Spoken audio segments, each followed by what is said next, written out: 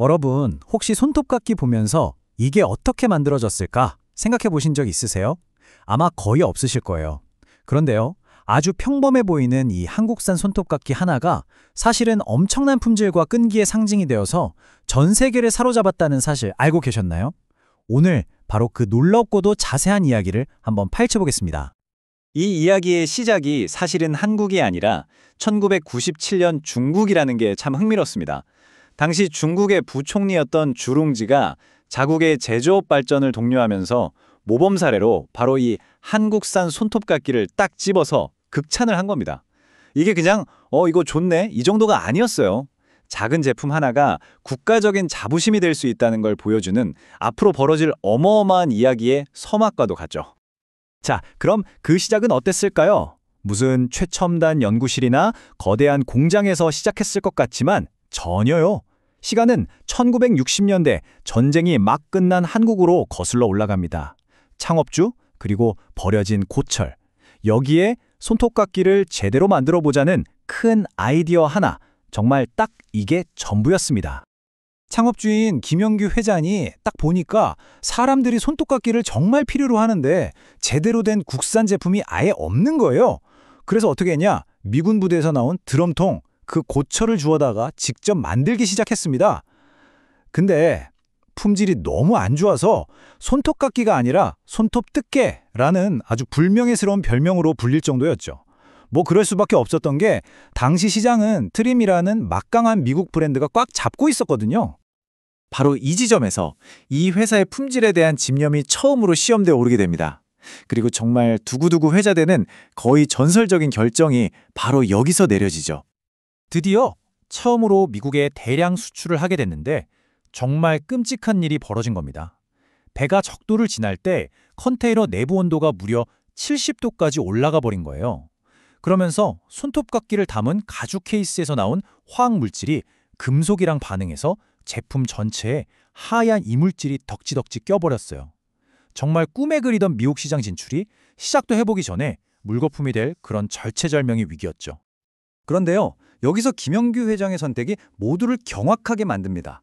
어떻게든 닦아서 살려보려고 한 게 아니고요. 한국에 도착하자마자 그 수출품 전량을 사람들 앞에서 그냥 불태워버렸어요. 당시 돈으로 자그마치 2억 5천만 원, 지금 가치로는 상상도 안 될 만큼 큰 돈이죠. 아니, 이 엄청난 손해를 감수하면서까지 왜 그랬을까요? 바로 이겁니다. 핵심은 돈이 아니었어요. 신용. 눈앞의 손실보다 앞으로 쌓아갈 신뢰가 훨씬 더 중요하다는 걸 세상에 보여준 거죠. 우리는 불량품은 단 하나도 용납하지 않는다는 어떻게 보면 아주 극적인 약속을 한 겁니다. 여기서 우리가 생각해 볼 점은 명확해요. 때로는 단기적인 손해가 장기적으로는 그 무엇과도 바꿀 수 없는 신뢰라는 자산을 쌓는 유일한 방법이 될 수 있다는 거죠. 이 사건 하나로 3세븐은 품질하면 바로 떠오르는 강력한 이미지를 얻게 됩니다. 자, 이렇게 신뢰라는 무형의 자산을 지켜낸 회사는 이제 그 신뢰에 걸맞은 완벽한 품질을 만들기 위해 기술 혁신에 말 그대로 집착하기 시작합니다. 그리고 마침내 업계의 판도를 완전히 뒤바꿔버릴 기술적 돌파구를 찾아내죠. 이 슬라이드가 진짜 재밌는 부분인데요. 그 비밀은 바로 0.02mm라는 눈으로 보이지도 않는 아주 미세한 차이에 있었습니다. 기존 손톱깎이는 위아래 날이 그냥 평평하게 정확히 맞물려서 손톱을 눌러서 잘랐어요. 그러니까 손톱이 깨지거나 단면이 거칠어질 수밖에 없었죠. 하지만 3세븐은 아래쪽 날을 0.02mm 더 길게 만들어서 날이 살짝 비스듬히 맞물리게 한 겁니다. 이렇게 하니까 손톱을 누르는 게 아니라 마치 칼로 베어내는 효과가 생긴 거죠. 이 작은 차이 하나가 사용자 경험을 완전히 바꿔놓은 겁니다. 이렇게 기술까지 완벽하게 갖춰졌을 때쯤 이번에는 정말 상상도 못한 곳에서 거의 하늘에서 도전자가 날아왔습니다. 말 그대로 불가능해 보이는 싸움이었죠. 문제는 바로 브랜드 이름 777이었습니다. 세계 최대 항공기 제조사인 보잉이 자신들의 보잉 777과 이름이 같다는 이유로 상표권 소송을 걸어온 겁니다. 한번 보세요. 연 매출은 1,500배 차이 나고 직원 수는 뭐 비교 자체가 안 되잖아요? 정말 다윗과 골리앗의 싸움이었죠. 모두가 이번엔 정말 끝났다고 생각했습니다. 하지만 이길 방법이 아주 예상치 못한 곳에 있었습니다. 바로 미국 상표법의 독특한 원칙 때문이었죠. 이게 뭐냐면 우리나라처럼 먼저 등록한 사람이 임자인 선출원주의가 아니라 미국은 실제로 먼저 사용한 사람에게 권리를 주는 선사용주의였던 겁니다. 그래서 37은 수복이 쌓인 옛말 세관 서류를 샅샅이 뒤져서 보잉보다 자신들이 77 상표를 먼저 썼다는 결정적인 증거를 찾아냈어요. 그리고 무려 4년간의 지루한 법정 다툼 끝에 정말 기적처럼 승리하게 됩니다. 거대 기업 보잉을 이긴 이 사건은 그냥 법적인 승리 그 이상이었습니다. 이건 37에게 우리도 할 수 있다는 엄청난 자신감을 심어줬고요. 세계 시장을 향해 본격적으로 나아가는 신호탄이 되었습니다. 그리고 그 결과는 이 그래프가 아주 명확하게 보여줍니다. 미국 시장에 진출한 지 15년 만에 월마트 같은 뚫기 어렵다는 대형 유통망을 다 뚫고 시장 점유율 78%라는 이건 정말 경이로운 기록을 세우게 됩니다.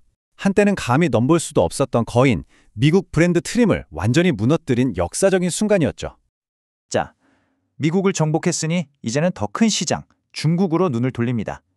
그런데 여기서도 이들의 접근 방식은 정말 체계적이고 영리했어요. 그냥 물건만 파는 게 아니라 아예 37이라는 브랜드를 중국 소비자들의 머릿속에 심는 전략을 쓴 거죠. 하지만 엄청난 인기는 또 다른 적을 만들어냈습니다. 바로 짝퉁, 모조품이었죠. 이게 얼마나 심각했냐면 한때는 시장에 푸는 제품 10개 중 9개가 가짜일 정도였다고 합니다. 여기에 맞서는 방식도 남달랐어요.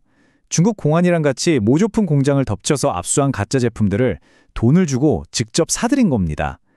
그리고는 그걸 용광로에 녹여버리는 퍼포먼스를 벌였죠. 브랜드 가치를 지키기 위해서라면 어떤 것도 감수하겠다는 단호한 의지를 다시 한번 보여준 겁니다.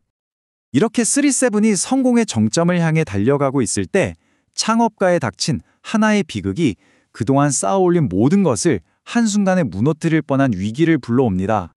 2008년 창업주가 세상을 떠나자 정말 아이러니하게도 그가 이룬 엄청난 성공이 가족들의 발목을 잡게 됩니다.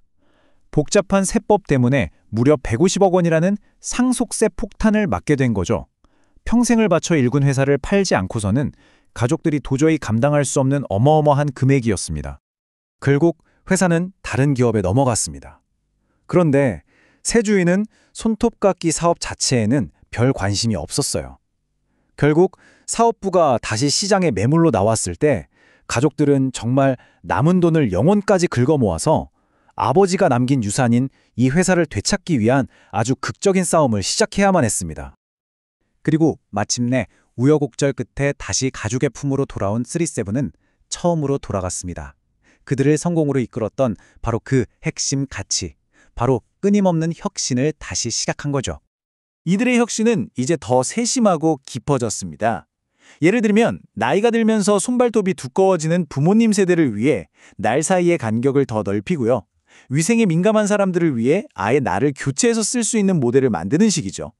이건 뭘 보여주냐면 세상에서 가장 단순해 보이는 도구조차도 사용자를 생각하면 끝없이 개선될 수 있다는 걸 몸소 증명하고 있는 겁니다. 그래서 오늘날 37은 어떤 위치에 있을까요?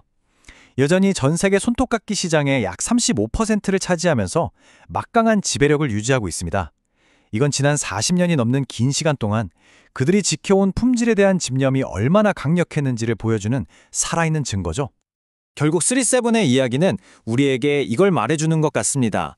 품질에 대한 집요한 집착과 꺾이지 않는 신념만 있다면 세상에서 가장 작고 평범해 보이는 물건조차도 위대한 존재가 될 수 있다는 것을요. 오늘 이야기를 들으신 여러분, 이제 주변에 어떤 물건이 조금은 다르게 보이시지 않나요?